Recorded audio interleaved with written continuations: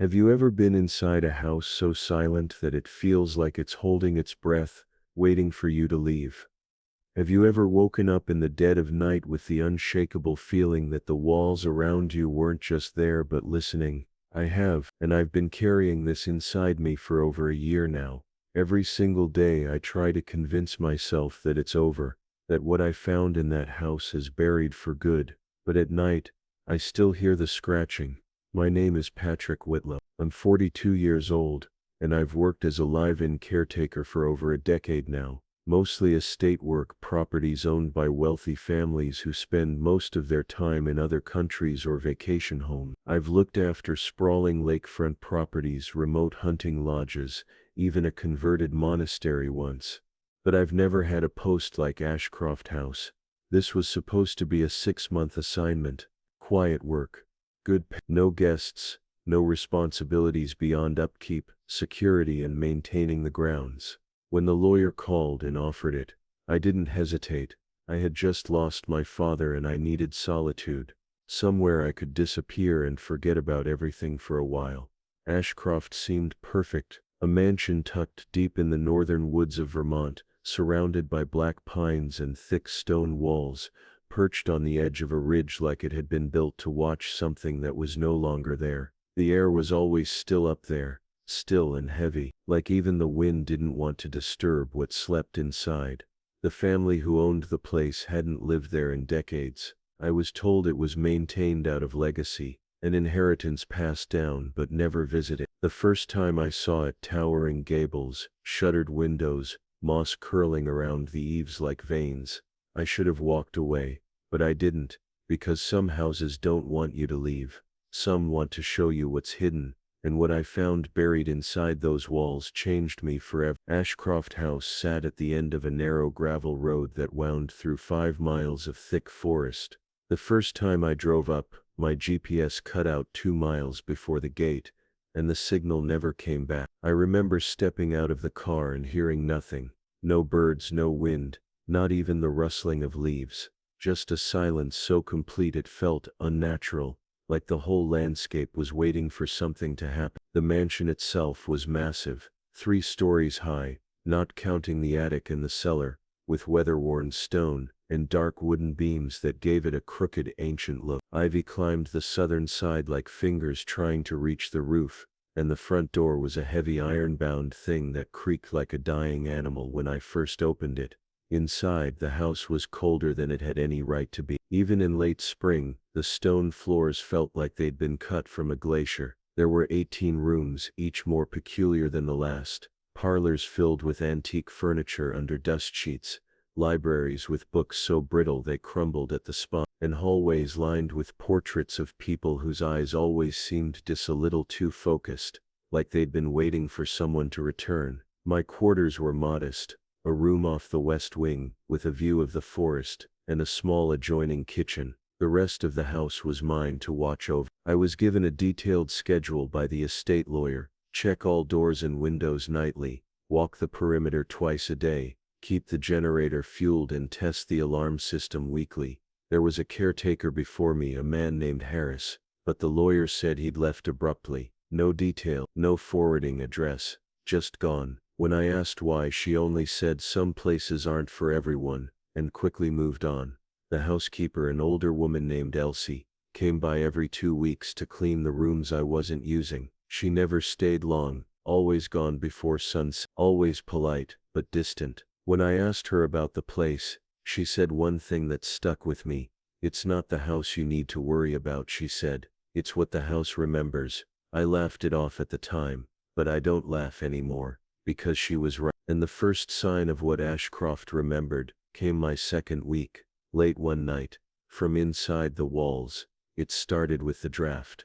A subtle thing, really, barely noticeable at first. I'd be reading in the study or walking down one of the back hallways, and suddenly I'd feel it, a cold breath of air against the back of my neck. No open windows, no vent, just cold, sharp and sudden, like something had passed through me. I told myself it was just the house settling, old masonry and strange insulation, but the air always carried something else with it, a smell, damp earth, like turned soil after a rain, but deeper, mustier, like something had been buried and forgotten, and was now stirring. Then came the noises. Every night after midnight, I'd hear soft knocking, always faint, always coming from somewhere inside the walls. It wasn't the pipes. I know the sound of pipes. This was rhythmic, intentional. Tap, tap, tap, pause, tap, like someone trying to spell something out. I started walking the halls with a flashlight, pressing my ear to the walls where the knocking came from. Sometimes it moved,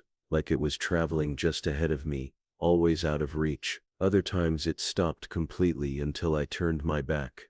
The west wing became the worst. The hallway near the old nursery, locked since I arrived, was colder than the rest of the house, the kind of cold that makes your teeth ache. And once, just once, I swear I heard crying, a child's sob, muffled and slow, like it was coming from under a blanket, or beneath the floorboard. I brought it up with Elsie the next time she came by, asked if she'd ever heard anything strange. She didn't look up from her mop. "You're not the first to ask," she said. "What happened to the last caretaker?" She stopped, turned to face me, and for a moment her eyes looked older than her face. "He opened something," she said. "Some doors aren't meant to be opened." Then she left, earlier than usual. That night, I couldn't sleep. I sat in my room with every light on, listening. The knock came again, but this time it was closer, much closer. It came from behind my headboard. I pulled the bed away from the wall, hands shaking, and that's when I saw it. A seam in the wood paneling, thin, barely visible, like a hidden door, waiting to be found. I didn't touch it that night. I just stared at the seam in the wall, until the sun started bleeding through the trees outside my window. I told myself it was nothing, a warped board, a trick of shadow, but deep down, I knew better. It was too precise, too deliberate, like someone had sealed something away, and done a poor job of forgetting. The next morning, I checked the floor plan I'd been given when I took the job. There was no mention of any crawl space or passage behind that wall. I searched every room in the west wing and compared them against the blueprint. That's when I noticed it. There was a space, a narrow gap between my room and the nursery, about 2 feet wide and 20 feet long, completely unaccounted for. I called the estate lawyer, said I needed clarification on the house layout. She hesitated.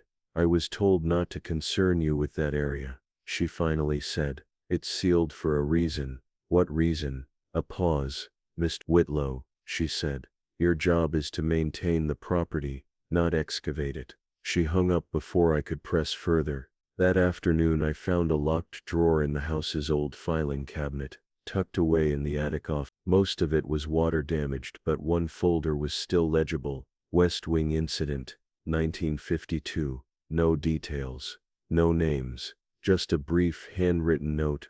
Wall repaired. Keep it sealed. No repeat of the hollowing." Hollowing. That word sent a chill through me I couldn't shake. Later I questioned Elsie again. She looked at the floor, her mop trailing in lazy circles. "They buried something," she said. "That's all I know." "What was it?" She shook her head. "Not a what, a who." That night, the knocking came again. But this time it didn't move. It stayed behind my wall, slow, steady, and after the 5th knock it scratched. I got up, flashlight in hand, and ran my fingers over the seam in the paneling. It was warm, too warm, like breath from the other side. I pressed my ear to it and held my breath, and I heard it, a whisper, soft, familiar. It said my name. I couldn't ignore it anymore. Whatever was behind that wall, whatever had been sealed in and left to rot, it knew me, or it wanted me to think it did. And in that house, cut off from the world, sometimes the difference didn't seem to matter. The next morning, I decided to act. I pried at the seam with a chisel from the garden shed, slowly working until the panel gave with a low groan, revealing a narrow passage cloaked in dust and shadow. The air that spilled out was dense, metallic, and sickly sweet, like old blood soaked into wood. I crawled in, flashlight trembling in my grip. The passage was barely wide enough to move through, lined with splintering boards and rusted nails. Cobwebs clung to my face like fingers. After a few feet I came to a small bricked-up alcove. A bundle of cloth lay slumped against it, brittle with age. I unwrapped it, heart pounding. Inside were bones, small, fragile, childlike, wrapped in a faded blue sweater. I staggered back, bile rising. The sweater was embroidered with a name, Grace. That night I searched the archives again. There was no mention of any child named Grace tied to Ashcroft, no missing person reports, no newspaper clippings. I even asked Elsie, but she looked right through me, her lips trembling like she wanted to speak but had forgotten how. Then I found it, tucked in the back of an old Bible in the upstairs study, scrawled in pencil on the inside cover, Grace Holloway, may she rest, may she stay. I thought I had it figured out, a child locked away, buried in secret, the family trying to cover up a tragedy. But that night, as I lay in bed, something new happened. The knocking didn't come from the wall, it came from the floor. I sat up, my skin crawling, and there, etched in the floorboards beneath my bed, was a name I hadn't noticed before. Not Grace, Margaret. That was the moment I realized I'd been chasing the wrong ghost. Grace was a decoy, and someone or something wanted me to keep looking.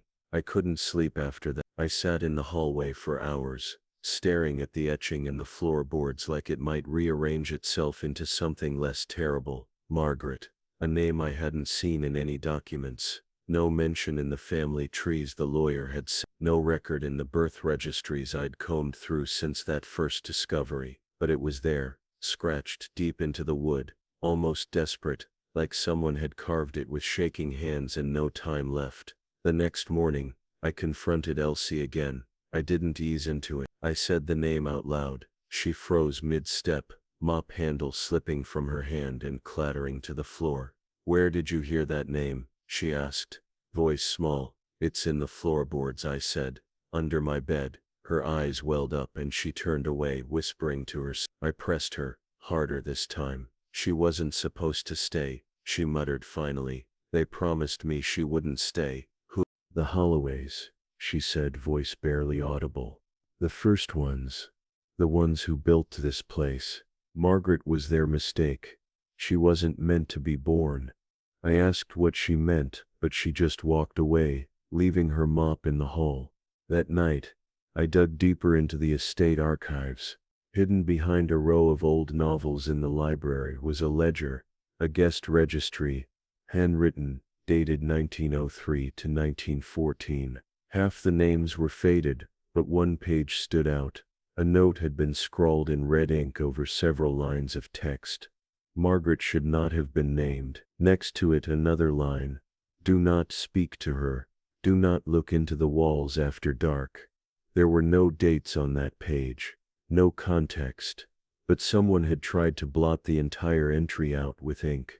They'd failed. As I turned the page, a brittle photo slipped free, sepia-toned and curling at the edges. A family portrait. The Holloways, I assumed, stiff-backed and solemn in front of the mansion's grand staircase. But one figure didn't fit. In the far right corner stood a little girl, half in shadow. Her eyes were completely black, and scrawled beneath her image, almost childlike, were 3 words. She remembers you. I don't know how I knew, but I did. Margaret wasn't trapped in the walls. She was the walls, and she'd been waiting for me. After I found that photograph, the house changed. I don't mean metaphorically, I mean the air shifted. The corners got darker. The mirrors in the hallway stopped reflecting what was in front of them. And the silence, the strange, suffocating quiet that had filled Ashcroft since the day I arrived, began to breathe. That next night, the lights flickered every hour on the dot, like clockwork. Every 60 minutes without fail. Not just a flicker either, they dimmed, like something was drawing the life out of the wiring. At 3 a.m., the temperature dropped so fast I saw my breath hanging in the air. The furnace was fine. I checked it myself, but the hallway leading to the west wing, it was coated in frost. I heard humming, a lullaby, off-key, slow, like it was being sung by someone who didn't remember the words. The sound came from the nursery. I had never entered that room. The door was always locked. But that night, as I stood there, key in one hand, flashlight in the other, the lock clicked, on its own. Inside, the air was thick. The walls were papered in a faded pattern of moons and stars, peeling at the corners like they were trying to escape. A crib sat in the middle of the room, surrounded by broken toys and overturned furniture. Dust covered everything, except the crib. The crib was spotless. I stepped closer. Inside wasn't a child, or bones, or anything I expected. It was a small wooden box. On the lid, a name carved in ornate script. Margaret. My hands were shaking as I opened it. Inside was a lock of hair, pale blonde, bound with a velvet ribbon. Beneath it, a small leather-bound journal, brittle and faded. I flipped through the pages, scanning scribbled handwriting that grew more frantic with each entry. She hears me in my dreams. The walls speak her name when the moon is high. They said she died, but she never did. She just went deep. The final page was soaked in something dark and rust-colored. It said only this: "She's awake." And then I heard it again, just behind me. 3 knocks. Slow, deliberate, coming from inside the wall. I turned, flashlight trembling, and the nursery door slammed shut behind me. I wasn't alone anymore. Ashcroft had noticed, and Margaret was coming to meet me. I don't know how long I was in that nursery. When the door finally creaked open again, the hallway beyond was drenched in shadow. My watch had stopped ticking, frozen at 3:03, and my flashlight, despite fresh batteries, was dead. I stumbled out, the journal clutched to my chest like it might shield me, and made my way downstairs. The house was too quiet again, but now it was different. Not empty quiet, like something was holding its breath, waiting to see what I would do next. I found Elsie standing in the kitchen. No mop, no apron, just standing there, hands folded, eyes rimmed red. She didn't seem surprised to see me. "I told you not to look," she whispered. I slammed the journal onto the table. You knew about her, about all of it." Elsie didn't deny it. She sat slowly, her shoulders folding like old paper. "I was here when it happened. I was just a girl then. My mother worked for the Holloway. She was the one who helped seal the nursery. Seal it. She was the one who heard Margaret whispering to the other children, telling them secrets she shouldn't have known. About their futures. About their deaths. My mother said Margaret wasn't born. She was invited. That she came through. I felt cold all over. Through what?" Elsie's voice trembled. "Through us. Through the walls. Through the cracks we make when we forget to close the door behind us." I opened the journal again. "Why didn't you tell me?" Her eyes met mine, and they were full of guilt. "Because it has to happen again," she said. "What?" "She chooses someone. Every generation. Someone to find her. Someone to feed her story." I stepped back. "You brought me here. You were already part of it," she said softly. "The house called you. I just kept the lights on." A wave of sickness washed over me. "You let her trap me. She needs to finish, Patrick. You're the last one. After you, maybe she'll sleep." I was shaking. I wanted to scream at her, to run, to tear every wall down with my bare hands. But I didn't. Because right then the lights went out, and the house began to hum. A low, pulsing sound, like a heart. And from the floor beneath our feet, I heard her voice again. Not a whisper this time, a laugh. Margaret had been waiting for this moment, and I had walked right into it. The lights stayed off. I stood frozen in the kitchen, Elsie beside me like a statue carved out of fear and regret. The hum deepened. It wasn't just sound anymore, it was vibration. I felt it in my bones, in the fillings of my teeth. The walls around us were shifting, ever so slightly, like they were breathing. And then the sound started. Not knocking this time, not scratching, wailing. A cry that didn't belong to anything human. Not a child, not an animal. It was layered, like multiple voices stitched together into a single scream. It rose from the floorboards, from the stairwell, from the vents above. It came from everywhere. Elsie dropped to her knees, whispering prayers in a language I didn't understand. Her hands were clasped so tight, Her knuckles went white. I ran, not out the door. I don't think I could have even if I tried. I ran up the stairs, driven by something I couldn't explain. I knew where I had to go, the west wing, back to the wall, back to Margaret. As I reached the hallway, the frost returned. My breath came in ragged puffs of white. The wallpaper peeled from the walls like dead skin. Paint bubbled. Wood groaned under my feet. The door to the nursery was open. Inside, the air shimmered with heat and cold at once. The crib was gone. In its place, the wall behind it had split, not just cracked, open, and beyond it, darkness. A void that wasn't empty but full, thick with something pulsing, almost alive. I stepped closer, the journal still in my hand, heart pounding so hard I thought it might burst. That's when she stepped out. Margaret, not as a ghost, not as a child, as something else. She had no eyes. Her face was smooth, like porcelain melted in the fire, but I knew it was her. Her head tilted as she looked at me, no mouth, no eyes, yet somehow she saw. "You left me," she said, but her voice came from the walls, not her lips. "You all left me." "I didn't know," I whispered. She reached for me and the house shuddered, and that's when I understood. The house was her. The nursery wasn't just a room, it was a womb, and she wanted to be born. I couldn't move. My body was frozen, not by fear but by something deeper, old, like the house itself had its hands wrapped around my spine. Margaret stood inches from me now, and even without a face, I could feel her watching, studying, judging. "You came back," she whispered. "You always come back." I shook my head. "I've never been here before." But even as I said it, I wasn't sure it was true. The journal still hung from my fingers. My thumb brushed the last page again. "She's awake." The ink had bled, but beneath it I could see something else, faint writing hidden beneath the blotch. I angled the page toward the dim, flickering hallway light, and read the real last line. "The house feeds on remembrance."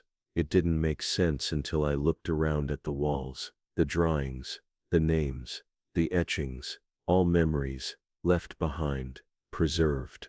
And her, Margaret, she wasn't haunting the house, she was made by it. Every child forgotten, every secret buried, every guilt never spoken aloud, all of it had shaped her. And now, standing here, I could feel the house pushing me to make a decision, one step forward, and she would take me. I would become part of it. Another name, in the wood, another whisper behind the wall. The caretaker who vanished, just like Harris, just like whoever came before him. Or, I turned to the crib. The velvet box was gone, but the journal remained.